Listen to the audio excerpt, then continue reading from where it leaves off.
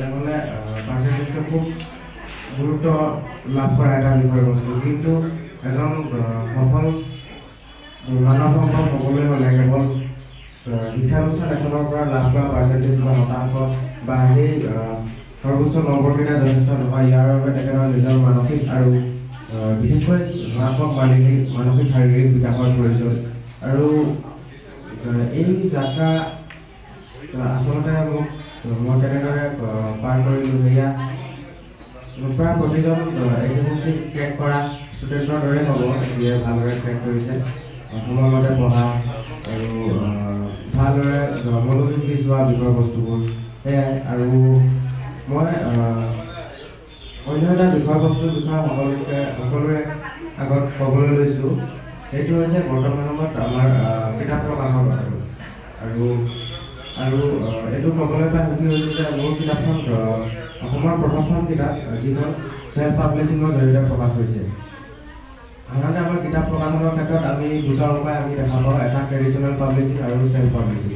এতিয়া traditional publishing এইটো যিটো আমি সচৰাচৰ দেখি থাকোঁ, যিবোৰ আমাৰ প্ৰকাশন গোষ্ঠী আছে, বৰ্ণতা হওক, বনফুল হওক, ৰেখা হওক, বীণাবলীৰ হওক, সিহঁতৰ জৰিয়তে যেতিয়া কিতাপবোৰ প্ৰকাশ পাব বা এটা প্ৰতিষ্ঠিত প্ৰকাশন গোষ্ঠীসমূহৰ জৰিয়তে নিজৰ ধন খৰচ কৰি যেতিয়া কিতাপ এখন প্ৰকাশ কৰা হয়, সেইটো হ'ব ট্ৰেডিশ্যনেল পাব্লিছিং বা পৰম্পৰাগত যিটো প্ৰকাশনী শৈলী।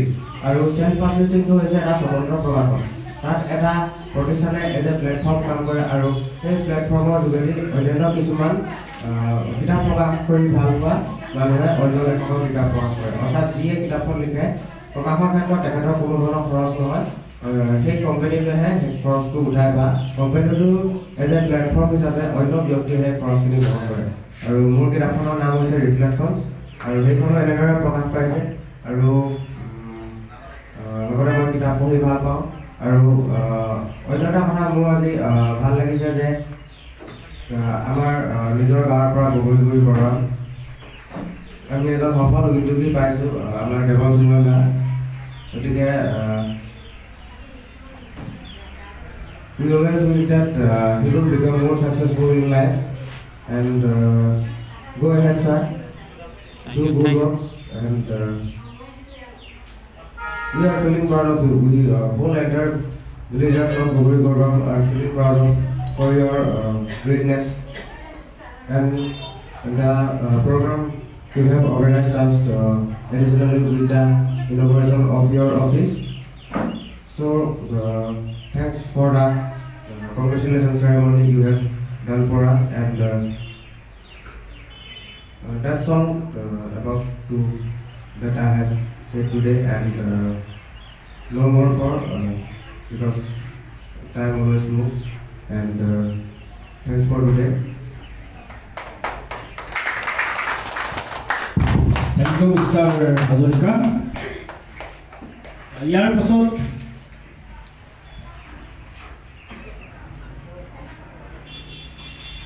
আমাৰ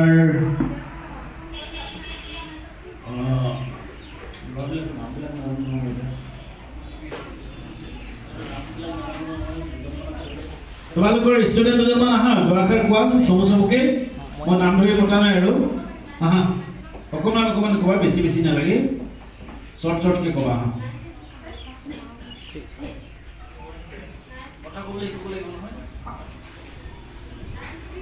নমস্কাৰ, মোৰ নাম শ্ৰী দীপক গগৈ।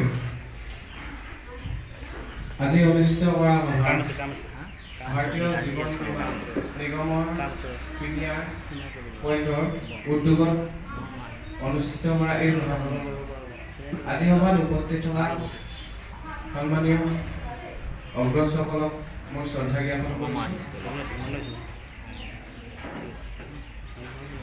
মই এই সম্বৰ্ধনাৰ যোগ্য বুলি প্ৰথমতে মই শ্ৰদ্ধা জ্ঞাপন কৰিব বিচাৰিছোঁ মোৰ পিতৃ মাতৃ, লগতে শ্ৰদ্ধা জ্ঞাপন কৰিছোঁ মোৰ শ্ৰদ্ধা শিক্ষাগুৰুসকলক। তেওঁলোকে আমাক ইমান ধুনীয়াকৈ আদৰ্শবিলাক দেখুৱাই দি আগবঢ়াই নিয়াত যিদৰে সহায় কৰিছে, তেওঁলোকৰ বহুতো অৱদান আছে আৰু জীৱনত সফল হ'বৰ বাবে তেওঁলোকৰ বহুতো অৰিহণা যোগায়।